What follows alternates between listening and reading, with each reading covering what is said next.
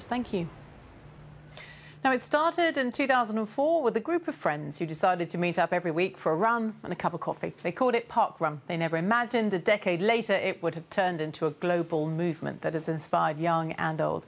Tomorrow, Parkrun celebrates a major milestone. More than 1 million people in the UK have now taken part in free weekly 5-kilometre runs. Sophie Wayworth has put on her trainers to join them. They're the Parkrun pioneers. 13 friends who began meeting for fun in London's Bushy Park every Saturday. 12 years later, they've got company. More than 1,000 people join them in this park alone, and new parkruns have sprung up all over the place. And this is happening at 9 o'clock every Saturday at hundreds of parks up and down the UK. The concept is simple. You go online, register once, get yourself a barcode and run.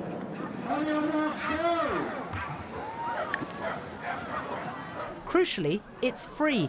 Parkrun's founder says he cannot believe its success. I think the next 10 years is going to see the real impact that Parkrun has delivered to changing the well-being, not just the health, but the well-being of the nation. We're helping people come out of their houses who are lonely. We're helping people who have weight issues. We're helping people who have mental issues. This is a fundamental part of changing the generation. Thank you. There are now almost 400 parkruns across the UK alone. It's growing fast. Last Saturday, more than 100,000 people took part, like Jazz Kaur-Bangir, who runs in Leeds.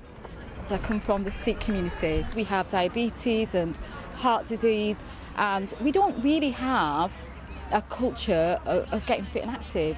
And I genuinely think parkrun is breaking those barriers down.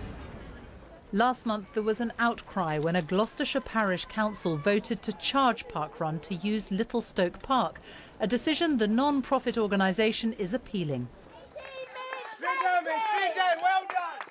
Parkrun's £2 million annual bill for events around the world is paid for by sponsors and government grants. Runners, they say, will never be asked to pay. It's drawn in top athletes too. The latest recruit, the double Olympic champion Dame Kelly Holmes, who dropped in on different parkruns as part of her London marathon training. It's not that enjoyable all the time to be an elite athlete. Doing this, where you can run and actually relax but enjoy what you do for a lifestyle and a fitness activity, I found that kind of really appealing and energising. And I think that for me made everything just sort of happy. But you know, so to think that all those people run and walk in at the same time, 9 o'clock on a Saturday, where else do you see that? Where indeed. Sophie Wayworth, BBC News.